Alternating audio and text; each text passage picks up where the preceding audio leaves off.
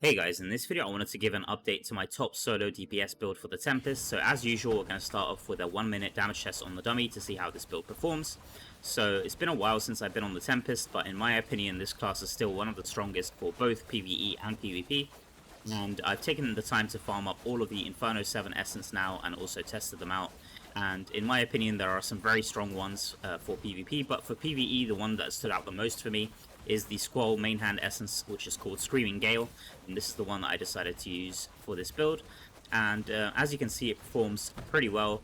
I'm holding almost 20 million DPS per second here, and you'll be able to see just how much this does over a minute. But basically, compared to my last 2.0 version, it's been kind of a struggle to find upgrades in terms of DPS, and there's a reason why that build is so popular on my channel, because for the longest time that's been the strongest build for the Tempest, and in my opinion it still is worth playing that build, especially in farming and dungeons. But in this video there is an update to just the solo DPS, and as you can see I managed to hit 1.2 billion over a minute, holding about 19.1 DPS, and as you can see here is the breakdown. So most of the damage, as usual, is coming from Crosswinds and Brawling Surf. It's kind of funny because Squall doesn't really show any damage here, but as you can see, if we scroll down to the miscellaneous section, all of this damage is coming from either Squall or from my Zephyrs. Actually, most of the damage is coming from Squall. Before I get started with showing the build, I wanted to give a huge shout out to another channel that I've been following for a while called HMoob. At least I hope that's how you pronounce it. While the channel doesn't have too many videos, I always find the builds posted to be super solid. This build is actually coming straight from that channel, so credit where credit is due. It's a very strong build, and in this particular video, he actually managed to reach over 1 billion damage with only 2.6k resonance, which is completely crazy. So I really suggest you guys to check out his channel, and as always, I'll have a link to the original video in the description below. With that said, I'm going to start by showing the skills that I'm using. So for the primary attack, I'm using Wind Edge. The first skill, I'm using Rolling Surf. Second skill, I'm using Squall. Third skill, I'm using Vortex. And for the final skill, I'm using the Crosswinds. So as far as the essence that I'm using, let's have a quick look at these. So a lot of these essence will be very familiar to you guys. Most of these essence are actually pretty old. The only new essence, like I said, is the Inferno 7 essence here.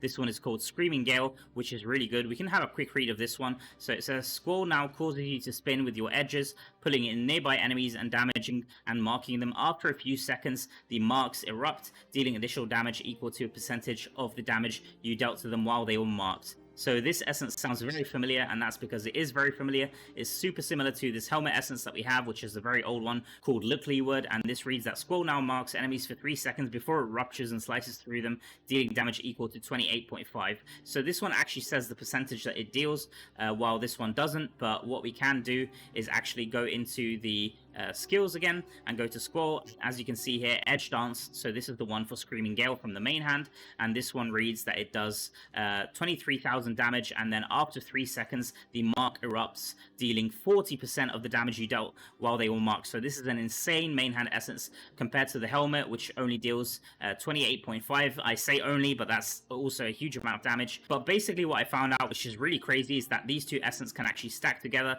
So you have the 40% from the main hand and 28.5 from the head. So the only downside to this is there is a bit of a delayed effect because you have to wait for 3 seconds before the mark ruptures, but in my opinion it's still worth using this combo. It's completely crazy. And then finally for the chest essence, which is also for Squall, we still kept this the same. This is the Slippery Shell. This is just too good to pass up on. So it reads that Squall increases the damage by 8% for 5 seconds, and this can stack up to 3 times. So that's another 24% extra damage from everything, all the damage that you do, which is really, really nice. So these are the 3 essence that I'm using for Squall. And then talking about the essence that I'm using for Vortex, so we're using the Shoal, which just gives you a 28.5% armor break. And then for the second essence for Vortex, I'm using the Glory to Xathra offhand essence, which reads that Vortex also increases your primary attack speed by 28.5%. So this is really good because I'll be talking about the sets that I'm using. I'm no longer using the Vithus Urges, so this is really good to have this 28.5% primary attack speed, which works with the Rolling Surf, since Rolling Surf replaces your primary attack. And then talking about Rolling Surf, we're still using the Sky Imparter main hand essence. I think that this is going to be an essence that's going to be really hard to replace. It's just a must-have essence for both PvE and PvP, and I've seen it pretty much in every single Tempest build. So Rolling Surf empowers your edges, causing you and your Zephyr's primary attack to throw water daggers that return to you. While active, each use of a skill or primary attack grants you an additional dagger for each throw. So like I said, this just deals a huge amount of damage, so I've kept this the same. And then for the final two essence for crosswinds here, I'm using the Howling Anchor, which gives you a bleed effect for 5 seconds, which is going to synergize with the sets that I'm using. And then for the final essence here, which is the offhand essence, I'm using Hurricane Hitch. This is another one for crosswinds, and this is basically what's going to let you and your Zephyr's primary attack apply the crosswinds. So this is also a really important essence to have. Talking about the set pieces that I'm using now, I went for 2 pieces of Vithu's Urge, I've gone for 4 pieces of Grace of the Flagellant, and then finally I'm using 2 pieces of the Feasting Barons. So a few of you might be asking why you're using this Feasting Barons. This isn't like a dot resolve build or something like that. And the reason for the Feasting Barons is basically it's going to increase all of the harmful effects. So something like Roiling Consequence that I'm using here is going to increase the burning effect, but more importantly, it's actually going to increase the time of the armor break effect. So this Vortex Shatter. So unfortunately, because I'm not using the Vortex Chest here, I'm using just the base Vortex with the armor break and the attack speed. Basically, this has a slight downtime, unfortunately. Even with my high cooldown, I've got something here like 22% cooldown, which is pretty high.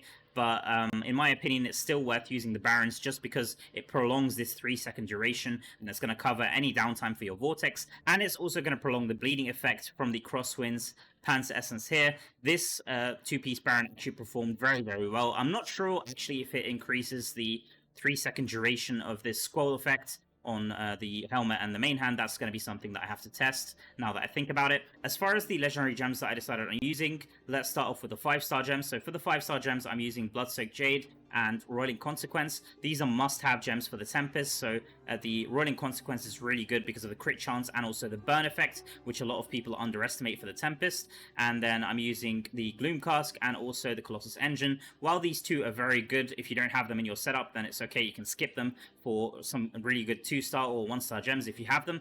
And then for the 2-star gems that I'm using, I went for Pain Clasp. So this has 100% uptime because of the bleed effect that I'm applying constantly with the Crosswinds. And then for the other 2-star gems, I went for Morn Skull, I went for Spectre Glass, and finally I went for the Fervent Fang. All of these 2-star gems are extremely good and they give you a % damage increase. They do work slightly differently, but in essence they're pretty much all the same, giving you over 20% damage increase as long as you've ranked them up. I'll quickly also show my magic attributes. So the most important one, like I've said many times, is the critical hit chance. So I've got 36% base, and you can get 4% rolls on the helmet, on the shoulders, on both main hands, and also on both offhands, which I do have here. The other really important stat that you do want to get is the critical hit damage. So unfortunately, I don't have too much of this. I think HMoob had like over 30% in his video, but I only have 22.5. Unfortunately, I don't have it on my Reforges, but if you can get this on your Reforges and on your gear, then this is going to make a big difference. Also, the new 5-star gem, Blood Flow, could be a really good gem to use here. That's going to give you an extra crit damage as well. As well as this, attack speed is also very, very important to keep applying the primary attacks from the Rolling Surf, and this is going to keep proccing your Grace of the Flagellant, and it's also going to keep proccing your Gloom Cask, which is very, very important. And then finally, the cooldown reduction here. This is also a stat that you should not underestimate. So I've got this on pretty much all the rolls on my amulet, my gloves, my rings, and also from the OTH rune that you can get 4% on the shoulders and the helmet slot. The last magical attribute, which unfortunately isn't tracked here, is the Beneficial Effect Duration. This one is also very good. I've got this on the belt, I've got this on the boots, I've also got this on my chest and on my pants, and I've also got 3% beneficial effect duration on every single slot in the Reforges. In my opinion, for the Reforges, the most important one is this 3% beneficial effect duration. As far as what my Reforges look like, for every piece they look like this. So I've got damage to enemies suffering loss of control, damage to demons, which does not work on the dummy. So if you want to get the dummy setup, then I would go for crit damage here. And then I've got the attack speed increase, I've got beneficial, and I've got skill damage, which for this particular build, you could actually go for primary attack damage too. That one would work probably even better since you're playing Tempest. As far as the Paragon tree that I'm using, so I've gone for the classic Slinger Tree setup, which looks like this. You could also go for the Slayer Tree setup, which is going to look something like this, which I believe is what HMove was using. So I tested both of these, and there wasn't much in it, but the Slinger Tree, at least for my setup, came out slightly on top, so this is the one I decided to use. As far as the legendary skills, I've gone for Overloaded, which gives you extra primary attack speed, so you could also go for the Death's Release here. It's also pretty similar in terms of the damage output. If you really want to optimize your damage even further, then it's worth looking at Familiars. So the really important thing to go for is the Crit Chance legendary trait. Unfortunately, I have not been able to stack this just because it's very expensive to do so, but if you have this, then it's very, very good. The other thing you could go for is the Companion Familiar. You want to go for a Brood Talon or a Skitterwipe with the Lingering Moon skill. So this gives a huge armor break effect, and this is very good on most builds. In this particular build, it isn't as useful because you already have the 28.5% armor break from the shoulders of Vortex, but in most cases, if you have a legendary Lingering Moons, it's going to be even higher than the Vortex armor break, and while these two effects don't stack, the higher effect from the two is the one that's going to be applied. So while this is active, this is the one that's going to be applied, and this is based off the insight that you have. Aside from that, the other important thing which I almost forgot to talk about is the Eternal Attributes. So there's a few good ones for this build. In my opinion, the best one is the Rolling Surf one, which causes your primary attacks to launch Water Blades at enemies, which deal extra damage. So I had a few comments about this in my last video with Tempest. So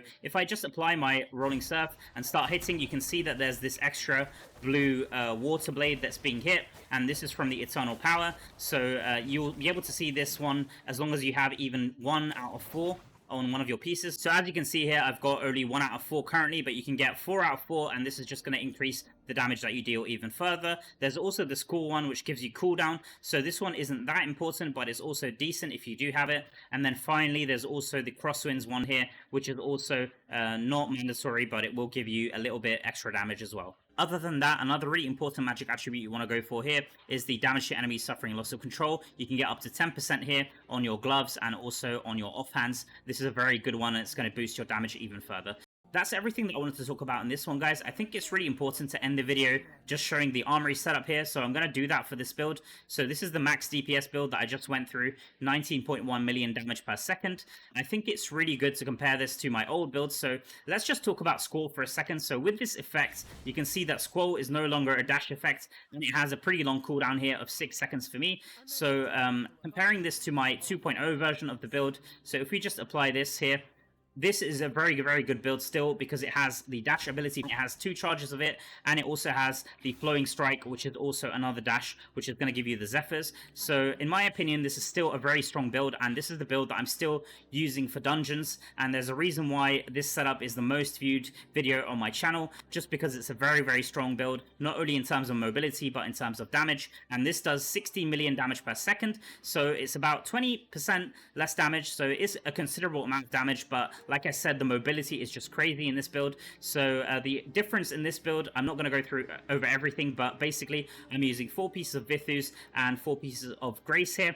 And the essence, the only difference I'm using is the shoulders, which I'm using for Flowing Strike, which conjures the Zephyrs, and also the Zephyrs attack speed increase pants here. And then aside from that, I'm also using the Crosswind Shriekworth essence here, and the Morosity Spine, which gives you the Zephyr's damage. I'm not going to go over everything in this video because I've already gone through that in my other video, which I'll be leaving a link to in the description if you also want to check this one out. But like I said, this is my setup for farming and also for dungeons and just everyday activities. This is the one that I'm going to be going for. And then with the second build that I want to show here, this one had 18.1 million damage per second, and this is actually identical to my 2.0 build. As you can see, there's not any difference here between these two builds. The only difference here is that I've replaced the Shriekworth main hand with the Screaming Gale, and just with this change alone, I was able to get 13% more DPS, so it went from 16 million to 18.1 million over a minute, and this is a very good build, but I would not recommend using this build. I would actually recommend using this last build here, which gives you 19.1,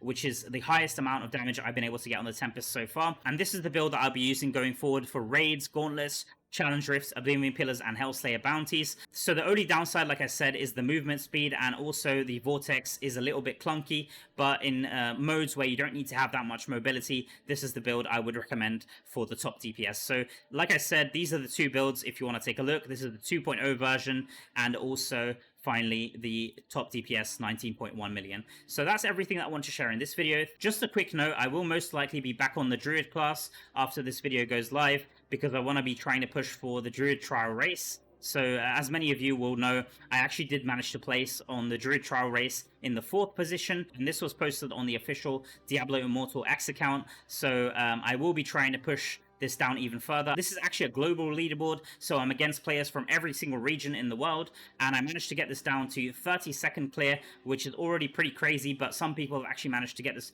to 29-second. I'm not too sure how, but I will be trying even more just to optimize my build further and trying to do even more runs to get this down. So we'll see how this goes. I've got until the 23rd of July before this event ends, which is 10 days from now, so there is a bit of time left, so I'm kind of optimistic, and let's see how low we can get this. I want to thank you all so much for watching, and I'll catch you all in the next video.